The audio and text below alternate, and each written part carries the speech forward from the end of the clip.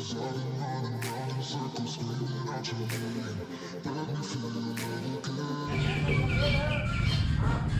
thing I'm gonna do is grab my booties and stick them in water to eliminate any possibility of having scorpions or centipedes in them, which is a major problem here. How do you know if it's in it? Nothing. You have to check everything. Nothing inside. I so don't want to be stung. It's okay, you think? But we never know. Thankfully, I have to turn it inside out. The water would take them out, right? Sometimes no. Seriously, they're that robust. They're so very clever. And they swim super good. All right, carrying my gear out to the boat. I'm going with Max. Max is an amazing dive master who loves nudibranchs as much as I do and can find everything. So I'm really excited. Just me and Max, which means I get maximum time on the animals.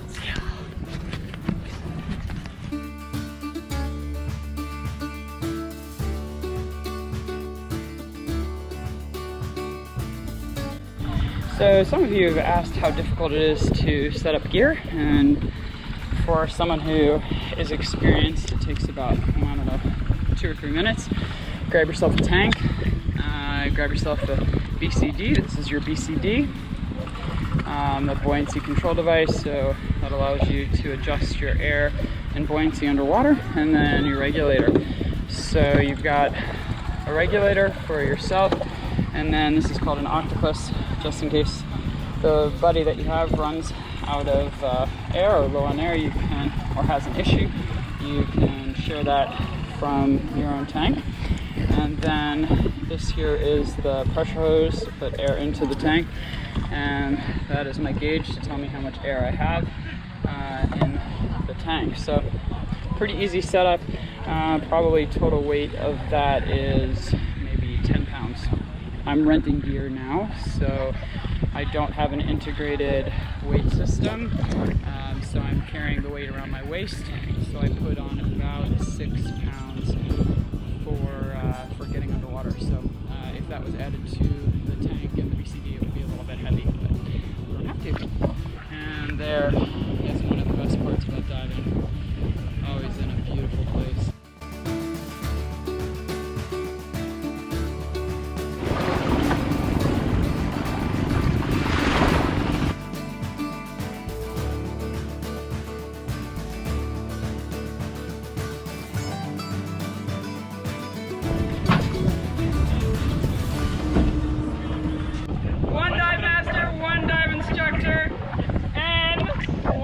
Happy customer!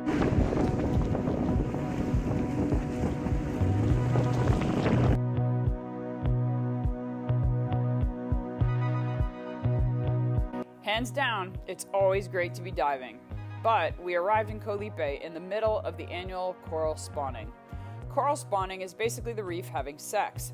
It's when coral polyps simultaneously release egg and sperm bundles into the ocean for external fertilization. This release creates an overall ugly green color underwater and takes visibility from 100 feet down to, in some cases, 8 to 10 feet. Thankfully, most recreational divers don't want to dive in this condition, so most of my dives were one-to-one with the dive master. Getting lost was never an issue. With a large group diving in these conditions, it would be a nightmare. And since I love macro, the spawning doesn't really impact what I'm trying to see, but it does change the overall experience.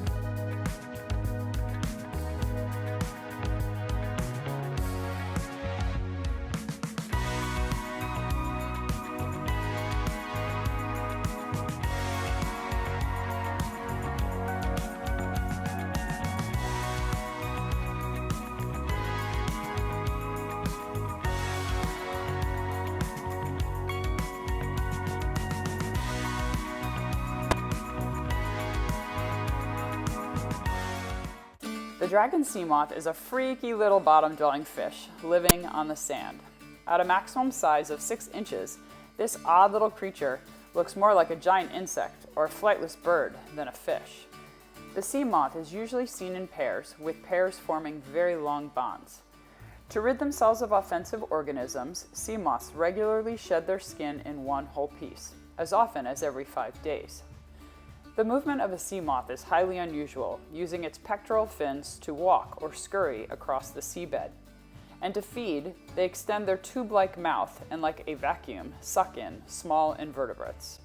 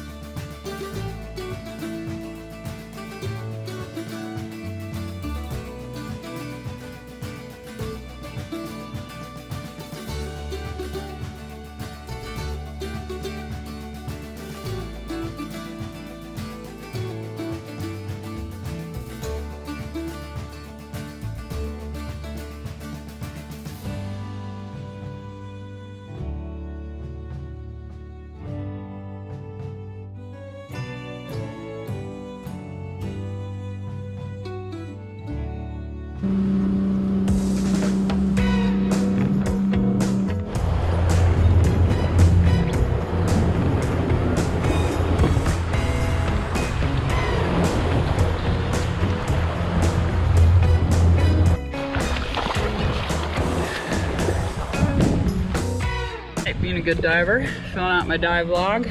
Very excited. We'll be doing number 887 here, next dive. Not a bad spot for my surface interval. Just finished first dive. I think this is the first time I've ever had 2 dive instructors with me on a dive. Got to see some really great things, some nudibranchs that I hadn't seen before, and just some other great critters, some sea ladybugs as well. That was really cool, first time seeing those. So a bunch of new things, and this will be my last dive of the trip. So right now we're on a dive surface interval, and that's about an hour in time. So we've got about 30 minutes left before we get back on the boat.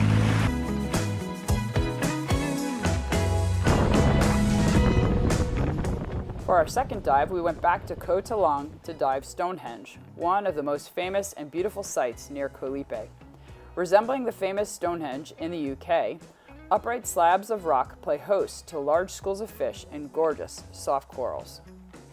The happy anemones and their resident fish are jaw-droppingly beautiful, with a backdrop of bright purple and white soft corals.